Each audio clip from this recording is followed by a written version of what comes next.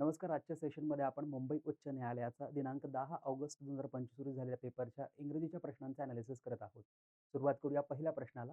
तत्पूर्वी या पेपरमध्ये आपल्याला 20 प्रश्न विचारले होते इंग्रजीचे. त्यापैकी 5 प्रश्न क्लोज टेस्टवर विचारले होते. 11 प्रश्न टोटली आपल्याला व्होकॅब्युलरीवर विचारले गेलेले आहेत आणि 4 प्रश्न जे आहेत ते आपल्याला फक्त ग्रामरवर विचारलेले आहेत. सुरुवात करूया आजच्या आपल्या पहिल्या प्रश्नाला. पहिला प्रश्न जो विचारला होता तो क्लोज टेस्टवर विचारला होता. तिथे आपल्याला एक पॅसेज मिळतो. त्यामध्ये 5 ब्लँक सोडलेले असतात. प्रत्येक ब्लँकसाठी आपल्याला 4 ऑप्शन्स दिले जातात. त्यापैकी कोणतं राइट ऑप्शन आहे ते आपल्याला ओळखावं लागतं. क्लोज टेस्टचे सर्व नियम यापूर्वी मी तुम्हाला शिकवलेली आहेत आपल्या कोर्समध्ये. त्यामध्ये पहिलाच नियम मी तुम्हाला सांगितला होता, की क्लोज टेस्टचा जो पॅसेज असेल, त्यामध्ये आपल्याला नेमकी थीम काय आहे, त्याचा मुख्य विषय काय आहे, तो ओळखायचा असतो आणि तो ओळखण्यासाठी पहिली 1 किंवा 2 लाईन सफिशियंट असते. सो बघा पहिल्या लाईनमध्ये म्हटलेलं आहे, "धिस इयर" यावर्षी "the world's largest democracy India" ही भारताची जी वर्ल्ड लार्जेस्ट डेमोक्रेसी आहे, लोकशाही आहे भारताची जगातील सर्वात मोठी and the biggest country by blank Russia are celebrating the 70th anniversary of the establishment of diplomatic relations between them. So या ठिकाणी 2 देश आहेत आणि 2 देशांच्या डिप्लोमॅटिक रिलेशन संबंधी हा पॅसेज आहे हे आपल्याला कळत आहे. बघा आता आपण ब्लँक्स बद्दल विचार करूया, की पहिले काय म्हटलेलं आहे, की दिस इयर यावर्षी द वर्ल्ड्स लार्जेस्ट डेमोक्रेसी ही जी जगातील सर्वात मोठी लोकशाही आहे. कोणती? तर ती इंडियाची. म्हणजे या ठिकाणी इंडियाबद्दल बोलणं झालेलं आहे. त्यानंतर कॉमा आहे आणि पुढे म्हटलेलं आहे अँड द बिगेस्ट कंट्री आणि सर्वात मोठी कंट्री बाय ब्लँक म्हटलेलं आहे आणि ती कोणती असणार आहे? ती आता रशियाबद्दल बोललं जात आहे. ते सर्वात मोठी कंट्री परंतु कशाच्या तुलनेत, कशाच्या संबंधात आणि ती कोणती? रशिया. मग रशिया ही जर आपण पाहिली या ठिकाणी मित्रांनो, तर रशिया पॉप्युलेशनने मोठी आहे का? अजिबात नाही. हे तर सगळ्यांना कॉमन सेन्स आहे, माहिती आहे. सो डेन्सिटीने सर्वात मोठी आहे का? हे पण नाहीये. एरियाने सर्वात मोठी आहे का? तर हे आपल्या सगळ्यांना माहिती आहे, की एशियामध्ये सगळ्यात मोठी आहे आणि डेमोक्रेसीने तर भारतच मोठा आहे, त्यामुळे हे उत्तर होणार नाही. ऑप्शन 3 एरिया, की रशिया जो आहे तो बाय एरिया सर्वात मोठा आहे जगामध्ये. सो पहिली ब्लँक जी आहे त्यामध्ये आपल्याला काय यूज करावा लागेल? एरिया आणि हे ऑप्शन क्रमांक 3 मध्ये आहे म्हणून ऑप्शन क्रमांक 3 आपलं करेक्ट आन्सर होईल. मग पुढे बघा त्यांनी काय म्हटलेलं आहे, की रशिया आणि इंडिया हे त्यांची 17वी काय करत आहेत? Establishment of diplomatic relation between them, की त्यांच्यामध्ये जे डिप्लोमॅटिक रिलेशन आहे, त्या डिप्लोमॅटिक रिलेशनला आता 70 वर्ष जे आहेत ते पूर्ण झालेली आहेत. Russia continues to be among India's major politico diplomatic and defence partner nation. यामधनं आपल्याला कळतंय, की रशिया जो आहे तो भारताचा एक मित्र आहे. रशिया जो आहे तो कंटिन्यू आपल्यासोबत डिप्लोमॅटिक रिलेशन जो आहे तो ठेवून चाललेला आहे. While India has separate strategic partnership pact with more than 2 dozen countries. तर दुसरीकडे भारत जो आहे ते भारताने आणखी इतर 2 डझन म्हणजे 24 पेक्षा जास्त देशांशी आपला पॅक्ट जो आहे, आपला एग्रीमेंट जो आहे, आपलं डिप्लोमॅटिक रिलेशनशिप जे आहे ते डेव्हलप केलेलं आहे असं आपल्याला या ठिकाणी पाहायला मिळतंय. So while India has blank separate वेगळ्या प्रकारची वेगळी सेपरेट स्ट्रॅटेजिक पार्टनरशिप पॅक्ट्स वेगळ्या प्रकारचे pacts with more than 2 dozen countries म्हटलेलं आहे मित्रांनो या ठिकाणी. सो आता आपल्याला काय सांगितलेलं आहे ऑप्शन क्रमांक 2 मध्ये ब्लँक 2 साठी आपल्याला इंक्ट आहे. इंक्ट म्हणजे सही करणे, साइन करणे. कन्सिडर म्हणजे विचारात घेणे, विचार करणे. कंटेम्प्लेटेड म्हणजे मंथन करणे, खूप गहन चिंतन करणे, विचार करणे. आणि रिफ्युटेड म्हणजे काय, की त्या ठिकाणी रिफ्यूट केलं गेलं, रिजेक्ट केलं गेलं, डिसअप्रूव्ह केलं गेलेलं आहे. मग आता इथे क्लिअरली कळतंय, की कंटिन्यू केलेलं आहे रशियाने भारतासोबत आपलं डिप्लोमॅटिक रिलेशन. पण दुसरीकडे भारताने 24 पेक्षा जास्त देशांसोबत आपला पॅक्ट जो आहे, तो काय केलेला असेल? साइन केलेला असेल ऑब्व्हियसली. सो इंक्ड या ठिकाणी येणार. कन्सिडर्ड येणार नाही, कारण ऑलरेडी 24 पेक्षा जास्त देशांसोबत भारताने आपला पॅक्ट जो आहे, तो काय केलेला असणार? इंक केलेला असणार. पॅक्टला काय केलं जातं? कराराला काय केलं जातं? सही केली जाते. सो कंटेम्प्लेटेड म्हणजे गहन विचार करणे, कन्सिडरेट म्हणजे विचारात घेणे, रिफ्युटेड म्हणजे या ठिकाणी त्याला पूर्णतः असहमती देणे असं काहीही झालेलं नाहीये. हे आपल्याला क्लिअरली कळतंय. सो पॅसेज कसं आहे, की इंडियाबद्दल बोललेलं आहे, रशियाबद्दल बोललेलं आहे. त्यांच्या 17व्या डिप्लोमॅटिक रिलेशन 17वं वर्ष जे आहे ते डिप्लोमॅटिक रिलेशनचं आहे.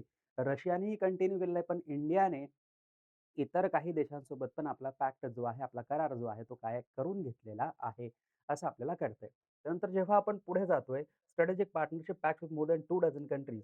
The Indian and Russian governments in December, की भारतीय आणि रशियन सरकारने डिसेंबर 2010 मध्ये their bilateral strategic partnership to what they term special privilege strategic partnership. So या ठिकाणी काय करतंय आपल्याला, की डिसेंबर 2010 मध्ये भारत सरकार आणि रशियन सरकार यांनी काय केलेलं आहे, की त्यांची जी बायलॅटरल स्ट्रॅटेजिक पार्टनरशिप आहे, त्या बायलॅटरल स्ट्रॅटेजिक पार्टनरशिपला त्यांनी आता काय टर्म केलेलं आहे, काय कॉइन कोणती टर्म कॉइन केलेली आहे, तर स्पेशल प्रिव्हिलेज स्ट्रॅटेजिक पार्टनरशिप. तो फक्त स्ट्रॅटेजिक पार्टनरशिपला त्यांनी 2 शब्द जोडलेले आहेत. एक स्पेशल आणि दुसरं काय आहे प्रिव्हिलेज्ड. म्हणजे त्यांनी त्यांची आणखी मजबूती जी आहे ती घट्ट केलेली आहे. ते आणखी एक स्टेप जे आहे ते वर गेलेले आहेत यावरून आपल्याला कळतंय. मग पुढे बघा कॉल्ड, एलिव्हेटेड, रिफ्रेश्ड आणि नलिफाईड. कॉल्ड म्हणजे आपल्या सगळ्यांना माहिती बोलावणे. एलिव्हेटेड म्हणजे वर घेऊन जाणे. त्यानंतर रिफ्रेश म्हणजे पुन्हा रिफ्रेश करणे. जे काही थांबलेलं आहे, जे काही इडल अवस्थेत आहे, जे काही डॉर्मंट अवस्थेत आहे, इनॅक्टिव्ह आहे, त्याला पुन्हा आपण ॲक्टिव्ह करण्यासाठी रिफ्रेश करतो. आणि नलिफाईड म्हणजे काय? शून्य घोषित करणे किंवा पूर्णतः समाप्त करणे. तर या ठिकाणी त्यांनी स्पेशल केलेली आहे. जी स्ट्रॅटेजिक पार्टनरशिप आहे, त्याला स्पेशल स्ट्रॅटेजिक पार्टनरशिप केलेलं आहे. म्हणजे त्यांनी नलिफाय तर मुळीच केलेलं नाहीये आणि ती डॉर्मंट अवस्थेत नव्हती, इनॅक्टिव्ह अवस्थेत नव्हती म्हणून त्याला रिफ्रेश पण आपण म्हणता येणार नाही. आपल्याकडे 2 ऑप्शन आहे. एक आहे कॉल्ड आणि दुसरा आहे एलिव्हेटेड. आणि कॉल्ड आणि एलिव्हेटेड संबंधी जर आपण विचार केला तर एलिव्हेटेड हे या ठिकाणी जास्त समर्पक राहील रादर दॅन कॉल्ड. कारण त्यांनी एक स्टेप पुढे गेलेले आहेत. जी स्ट्रॅटेजिक पार्टनरशिप आहे त्याला special and privilege strategic partnership असं नाव दिलेलं आहे. म्हणजे आणखी त्याला एक स्टेप वर घेऊन गेलेला आहे. आणखी त्याला मजबूती प्राप्त करून दिलेली आहे. आणखी त्याच्यामध्ये एक मजबूती आणलेली आहे. म्हणून या ठिकाणी ऑप्शन 2 जे आहे, ते आपलं करेक्ट ऑप्शन या ठिकाणी होईल. त्यानंतर काय म्हटलेलं आहे, की द न्यू दिल्ली बेस्ड, की जे नवी दिल्लीला बेस्ड आहे असं foundation for national security research which did a comparative assessment of India's strategic partnership meaning political diplomatic. आता या ठिकाणी बघा, दिल्ली बेस्ड कुठलीतरी संस्था आहे. त्या संस्थेने कुठल्यातरी प्रकारचा रिसर्च केलेला आहे. मग अशी कोणती संस्था असते, की जी रिसर्च करते, जी R&D करते. तर बघा या ठिकाणी एन-जी-ओ आहे, इकडे आहे स्टार्टअप. स्टार्टअप आणि या ठिकाणी जे इकॉनॉमिक रिलेशनशिप आहे, त्याचा काहीही संबंध येणार नाही म्हणून ऑप्शन 2 या ठिकाणी कॅन्सल होईल. पर्सनल म्हणजे हे एक डिपार्टमेंट असणार आहे. आपण पोलीस पर्सनल म्हणतो. पर्सनल म्हणजे वैयक्तिक ते वेगळं PERSONAL आणि हा आहे PERSONNEL. IBPS आपण बघतो ना, institute of banking personal selection. Personal म्हणजे काय? ती एक ऑर्गनायझेशन आहे, ती एक बॉडी आहे, ती एक ऑथराइज्ड बॉडी आहे. परंतु पर्सनल, पोलीस पर्सनल आपण म्हणत असतो, IBPSला पर्सनल आपण म्हणत असतो. या ठिकाणी हे पर्सनलचं काम नाहीये, ऑर्गनायझेशनचं काम नाहीये, की हे ते थिंक करतं. सो या ठिकाणी बघा थिंक टँकचं हे काम आहे आणि थिंक टँक याबद्दल काय करत असतं? विचार-विमर्श करत असतं. सो एन-जी-ओ पण या ठिकाणी येणार नाही आणि थिंक टँक जे आहे ते आपलं करेक्ट ऑप्शन या ठिकाणी होईल मित्रांनो, की the New Delhi based think tank foundation for national security research which did a comparative analysis. त्यांनी एक प्रकारचं एनालिसिस असेसमेंट केलेलं आहे. Meaning political diplomatic defended economic cooperation during the 10 year period prior to. आता आपण पुढे जाऊया. पुढे आपल्याला फक्त एक शेवटची ब्लँक जी आहे ती बघायची आहे आणि इतकं सगळं आपल्या समोर दिलेलं आहे. आपल्याला क्लिअरली कळतंय की रशिया आणि भारताच्या एका रिलेशनशिप संबंधी या ठिकाणी बोललं जात आहे. जी इकॉनॉमिक रिलेशनशिप आहे किंवा जी एक्सटर्नल अफेअर्स आहेत त्याबद्दल या ठिकाणी बोललं जात आहे. मग या ठिकाणी जर आपण पाहिलं the November 2011 report found that Russia had provided strong political and diplomatic support to India. इथे क्लिअरली दिसतंय की रशिया अजूनही आपल्याला एक स्ट्राँग सपोर्ट जो आहे तो करतोय. अँड इंडिया हेल्प्ड एनॉर्मसली आणि प्रचंडपणे खूप मोठ्या प्रमाणावर भारताने सुद्धा हेल्प केलेली आहे in building India's defence capability, की भारताची डिफेन्स कॅपेबिलिटी इम्प्रूव्ह व्हावी. हावेवर असं असलं तरी थोडंसं आता उलट जाईल. It warned that the recommended that urgent and असं असलं तरी सुद्धा urgent urgent and blank steps need to be taken, की कुठल्यातरी अर्जंट स्टेप्स ज्या आहेत त्या घेतल्या गेल्या पाहिजेत. तो इम्प्रूव्ह इकॉनॉमिक रिलेशन, हे इकॉनॉमिक रिलेशन इम्प्रूव्ह करण्यासाठी अर्जंट काहीतरी स्टेप्स ज्या आहेत त्या घेतल्या गेल्या पाहिजेत. If this India Russia partnership is to be sustain and made durable. जर इंडिया रशिया पार्टनरशिपला सस्टेन शाश्वत चिरकाल टिकवून ठेवायचं असेल, ड्युरेबल करून ठेवायचं असेल, दीर्घकाळ टिकवून ठेवायचं असेल, तर अर्जंट स्टेप्स ज्या आहेत त्या घेतल्या पाहिजेत आणि अर्जंट सोबत आणखी कोणत्या प्रकारच्या स्टेप्स घेतल्या गेल्या पाहिजेत, तर व्हेरियस वेगवेगळ्या आपण म्हणू शकतो. प्रेकॅरियस, प्रेकॅरियस म्हणजे नुकसानदायक, जे नुकसान करून देणारं आहे. एकीकडे प्रॉफिटेबल आहे आणि दुसरीकडे काय नुकसानदायक आहे. त्याला प्रेकॅरियस म्हटलं जातं. नुकसानदायक स्टेप्स घेतल्या गेल्या पाहिजेत का इंडिया आणि रशियाची पार्टनरशिप स्ट्राँग होण्यासाठी? अजिबात नाही. या ठिकाणी आहे वेगरस. वेगरस म्हणजे आपण काय म्हणतो मित्रांनो, जर लाईव्हली असेल, जर डायनामिक असेल, जे एनर्जेटिक असेल ते. आणि या ठिकाणी मिनिस्कल, मिनिस्कल म्हणजे लहान, छोटे. सो लहान-लहान, छोट्या-छोट्या स्टेप्स घेतल्या पाहिजेत का भारत आणि रशियाची जी पार्टनरशिप आहे तिला स्ट्राँग होण्यासाठी? नाही. एकतर व्हेरियस म्हणू शकतो, व्हेगरस म्हणू शकतो, वेगवेगळ्या नाही म्हणू शकत आपण. सो आता आपण व्हेगरस म्हणू शकतो कारण व्हेगरस म्हणजे काय? ज्याला एनर्जेटिक, ज्याला एक्साइटेड आपण म्हणतो, ज्याला लाईव्हली आपण म्हणतो, की एक्साइटेड आणि चांगल्या आणि दृढ ज्या व्हिगोरस स्टेप्स आहेत त्या घेतल्या गेल्या पाहिजेत भारत आणि रशियाची पार्टनरशिप जर आणखी आपल्याला स्ट्राँग करायची असेल तर. अशा पद्धतीचा हा क्लोज टेस्ट होता. यापुढे देखील बॉम्बे हायकोर्टची जी एक्झाम होणार आहे, उच्च न्यायालयाची जी एक्झाम होणार आहे, त्यामध्ये सुद्धा आपल्याला या प्रकारचा क्लोज टेस्ट विचारला जाऊ शकतो. त्यामुळे क्लोज टेस्टसाठी आपण प्रिपेअर राहायचं आहे. पुढे बघा सिनोनिम्स ऑफ नोवाईस इज. नोवाईस सगळ्यांना माहिती असतं. नोवाईस म्हणजे काय? जो नवीन व्यक्ती असतो, जो नवशिक्या व्यक्ती असतो, ज्याला काही माहिती नसतो, जो सुरुवात करणारा व्यक्ती असतो, त्याला आपण नोवाईस म्हणतो, ज्याला आपण बिगिनर म्हणतो, ज्याला आपण न्यूबॉर्न असं देखील म्हणतो, ज्याला आपण न्यू नॅटल असं देखील म्हणतो, ज्याला आपण स्टार्टर देखील म्हणतो, बिगिनर देखील म्हणतो. सो एक्सपर्ट हा तर विरुद्धार्थाचा शब्द होईल म्हणून हे उत्तर होणार नाही. बिगिनर ऑप्शन 2 करेक्ट होईल. प्रोफेशनल हा विरुद्धार्थाचा शब्द होईल. वेटरन म्हणजे अनुभवी हे विरुद्धार्थाचे शब्द या ठिकाणी आपल्याला पाहायला मिळतात. सो नोवाईससाठी expert, professional, veteran, experienced, erudite हे सगळे काय होतील? विरुद्धार्थाचे शब्द होतील. तर बिगिनर म्हणा, स्टार्टर म्हणा, निओनॅटल म्हणा, न्यू म्हणा, फ्रेश म्हणा, लेटेस्ट म्हणा हे सर्व समान अर्थाचे शब्द नोवाईससाठी घेतले जातील. पुढे बघा from the following synonym of pristine is. प्रेस्टीनचा अर्थ सगळ्यांना माहिती असतो. प्रेस्टीन म्हणजे काय? जे शुद्ध असते, जे प्युअर असते, जे मंगल असते, जे शुभ असते त्याला आपण प्रेस्टीन असं म्हणत असतो. सो डर्टी, डर्टी म्हणजे काय? जे घाणेरडे हे आपलं उत्तर होणार नाही, हे तर अपोजिट होईल. प्युअर म्हणजे शुद्ध किंवा प्रेस्टीन किंवा ऑस्पिशियस किंवा मंगल. ग्रीमी म्हणजे घाणेरडे आणि डर्टी आणि घाणेरडे आणि फिल्दी हे एकमेकांचे सिनोनिम्स आहेत. आणि चार्मिंग म्हणजे काय? अट्रॅक्टिव्ह हे आपलं उत्तर होणार नाही. सो ऑप्शन 2 जे आहे प्युअर हे आपलं करेक्ट आन्सर होईल. कारण प्रेस्टिनचा अर्थ होतो शुद्ध, ज्याला आपण निखळ किंवा प्युअर असं म्हणत असतो. पुढे बघा health is too important to be detested, deprived आणि नेग्लेक्टेड आणि नन ऑफ दीज असं म्हटलेलं आहे. की हेल्थ ही इतकी महत्वाची आहे, की त्याला डिटेस्ट करायला नको. डिटेस्ट म्हणजे हेट करणे, नफरत करणे, तिरस्कार करणे, द्वेष करणे. सो हेल्थ आणि द्वेष करणे या ठिकाणी संबंध येणार नाही. डिप्राइव्ड म्हणजे सगळ्यांना माहिती आहे वंचित करणे. सो हेल्थ इतकी महत्वाची आहे, की तिला वंचित केलं जाऊ शकत नाही. कुणी व्यक्ती वगैरे नाही म्हणून वंचितचा प्रश्न या ठिकाणी येत नाही.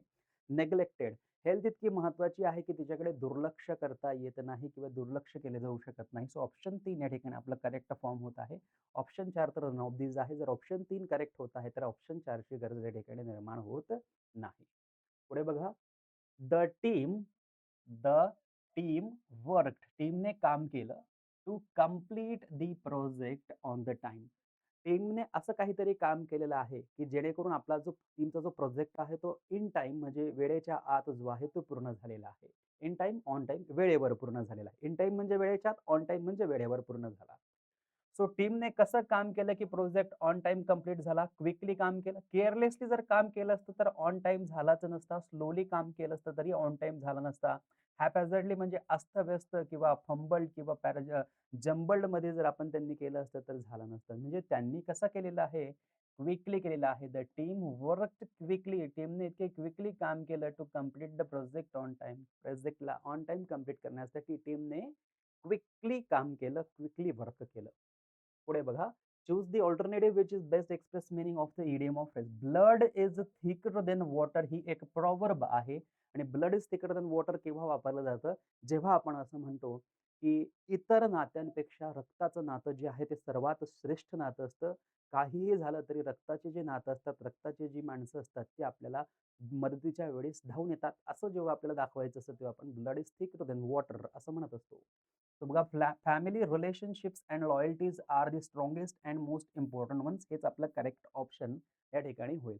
आणि हा प्रॉवर्ब यापूर्वी आपल्याला तलाठी एक्झामिनेशनमध्ये देखील विचारलेला आहे आणि एम-पी-एस-सी पण विचारत असते.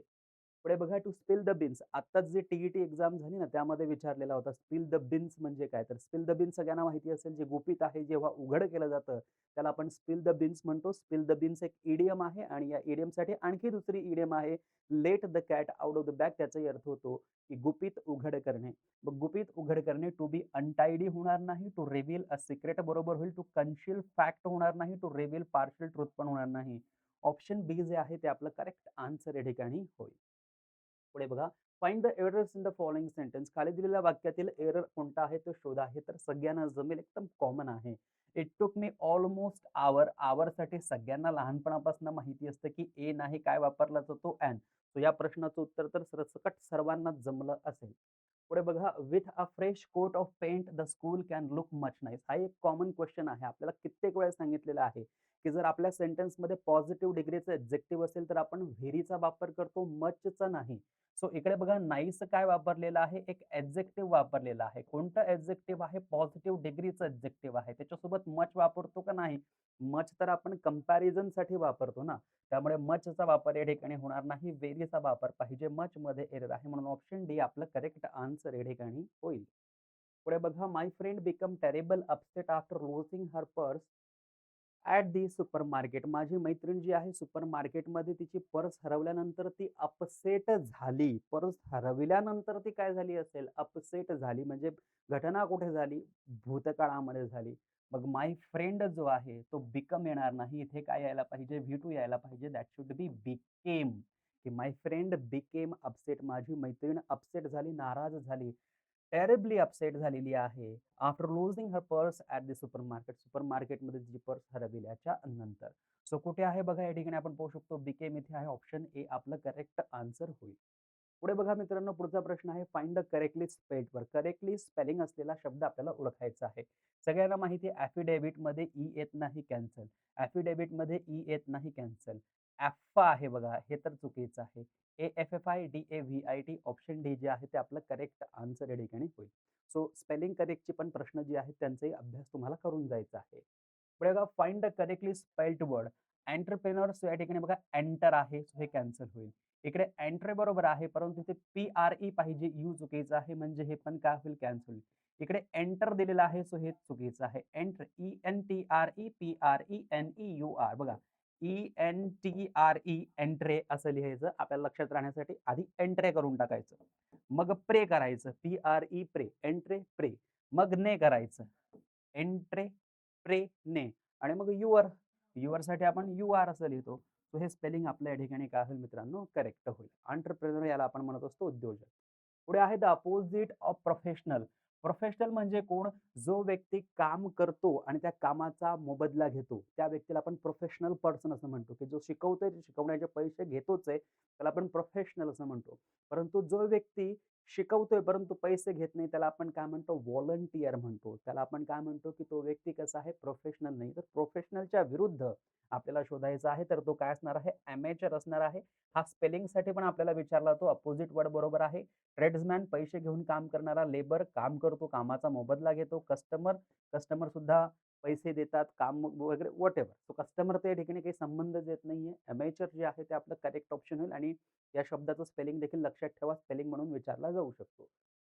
पुढे आहे, out of the 4 alternative choose the one which can be substitute for the given group of word or sentence. A child who has lost both of his parent is called. एक असा मुलगा की त्याचे दोन्ही पॅरेंट्स म्हणजे आई आणि वडील दोन्ही मृत पावलेले आहेत. दोघंही त्याला नाहीयेत. आई नाहीये, वडील नाहीये. प्रॉडिगी म्हणजे काय? एक अत्यंत विलक्षण बुद्धिमत्ता असलेलं बाळ ज्याला जे असतं ते प्रॉडिगी असतं. व्हायग्रंट म्हणजे जे घुमंतू जीवन जगणारे लोक असतात त्यांना व्हायग्रंट असं आपण म्हणत असतो. स्ट्रीट चाइल्ड म्हणजे रस्त्यावरचं जे पोरग असतं त्याला स्ट्रीट चाइल्ड आपण म्हणतोय. परंतु ऑर्फन जो आहे तो कसा असतो मित्रांनो? अनाथ असतो. म्हणून ऑप्शन डी आपल्या ठिकाणी करेक्ट उत्तर होईल. त्यानंतर बघा, a person who helps another to commit a crime is called. एक असा व्यक्ती जो दुसऱ्या व्यक्तीला गुन्हा करण्यास मदत करतो त्याला आपण काय म्हणतो? त्याला आपण अकम्प्लिस म्हणतो किंवा त्याला आपण डेलिन्क्वेंट असं सुद्धा म्हणतो, क्रिमिनल सुद्धा म्हणतो. कलीग हा तर आपला सहकारी असतो, की जो कामामध्ये आपली काय करतो? मदत करतो. असिस्टंट काय असतो? की जो वरिष्ठांना त्यांच्या कामांमध्ये मदत करतो, तो असिस्टंट. अकम्प्लिस म्हणजे काय? जो गुन्ह्यात मदत करतो तो. आणि हा गँगस्टर आहे, हा तर खुद्द गँगस्टर आहे. त्यामुळे ऑप्शन डी आपलं उत्तर होणार नाही. ऑप्शन सी आपलं करेक्ट आन्सर या ठिकाणी होईल. पुढे बघा, India has sign an agreement France to enhance trade relation. भारताने एग्रीमेंट साइन केलेलं आहे कुणासोबत? फ्रान्स सोबत. फ्रान्स सोबत जर भारताने एग्रीमेंट साइन केलेलं असेल तर on France, at France, over France येणार नाही. काय येईल? विथ फ्रान्स येईल आणि हा ग्रामरचा क्वेश्चन आहे, प्रेपोझिशनचा प्रश्न आहे. तर मित्रांनो बघा, हा एक प्रश्न आहे जो ग्रामरवर आपल्याला विचारलेला आहे. त्यानंतर हा एक प्रश्न आहे जो आपल्याला वन वर्ड सबस्टिट्यूटवर विचारलेला आहे. त्यानंतर हा पण एक प्रश्न आहे, हा वन वर्ड सबस्टिट्यूटवर विचारलेला प्रश्न आहे. त्यानंतर हा प्रश्न जो आहे, हा आपल्याला अँटोनिमवर विचारलेला प्रश्न आहे. त्यानंतर हा एक प्रश्न आपल्याला विचारलेला आहे, स्पेलिंगवर आपल्याला विचारलेला आहे. स्पेल चेक ज्याला आपण म्हणू शकतो. त्यानंतर हा पण प्रश्न आपल्याला स्पेल चेकवर विचारलेला आहे. त्याच्या आधीचा जो प्रश्न होता, तो ग्रामरवर विचारलेला आहे आपल्याला. त्या आधीचा प्रश्न जो आहे, तोही ग्रामरवर विचारलेला आहे. या आधीचा प्रश्न देखील आपल्याला हा ग्रामर आर्टिकलवर विचारलेला एक प्रश्न आहे. या आधीचा हा जो प्रश्न आहे, हा आपल्याला इडियमवर विचारलेला प्रश्न आहे. या आधीचा प्रश्न जो आहे, तो आपल्याला प्रॉव्हर्बवर विचारलेला आहे. जरी त्यांनी इडियम म्हटलं तरी एक्झॅक्टली ही प्रॉव्हर्ब आहे. त्यानंतर हा प्रश्न जो आहे, हा प्रश्न त्यांनी ग्रामरवर विचारलेला आहे, परंतु याला आपण व्होकॅब बेस्ड क्वेश्चन म्हणू शकतो. कारण या ठिकाणी ठीक आहे, आपण याला म्हणू शकतो, की हा एडजेक्टिव्ह एडव्हर्बचा प्रश्न आहे. त्यानंतर हा जो प्रश्न आहे, हा प्रॉपर व्होकॅबवर विचारलेला आहे त्यांनी, कारण वेगवेगळ्या व्होकॅब दिलेल्या आहे. त्यानंतर हा प्रश्न जो आहे, सिनॉनिमवर विचारलेला प्रश्न आहे. त्याआधीचा प्रश्न देखील आपल्याला सिनॉनिमवर विचारलेला प्रश्न होता आणि बाकीचे 5 प्रश्न आपल्याला क्लोज टेस्टवर विचारलेली आहे. सो क्लोज टेस्टवर 5 प्रश्न, 4 प्रश्न विचारली ग्रामरची, 5 आणि 4 झालीत 9 आणि राहिलेली 11 प्रश्न टोटली आपल्याला कुठली विचारलेली आहेत, तर व्होकॅब्युलरी. त्याच्यामध्ये अँटोनिम्स आहेत, त्याच्यामध्ये सिनॉनिम्स आहेत, त्यामध्ये वन वर्ड सबस्टिट्यूशन्स आहेत, त्यामध्ये इडियम्स आहेत, प्रॉव्हर्ब्स आहेत आणि स्पेलिंग चेकचे प्रश्न आहेत. म्हणजे ग्रामरला ऑलमोस्ट त्यांनी 40% विचारलेलं आहे. 60% जे आहेत ते इतर प्रश्न जे आहेत ते आपण म्हणू शकतो की विचारले गेलेले आहेत. सो क्लोज टेस्ट पण तुम्हाला व्यवस्थित करून जायचं आहे मित्रांनो. त्यांची पण प्रॅक्टिस ठेवा. स्पेलिंग चेकची पण प्रॅक्टिस ठेवा. Synonyms, antonyms, idioms, phrasal verbs, one word substitution, spell check या शब्दांची पण चांगली प्रॅक्टिस करत चला.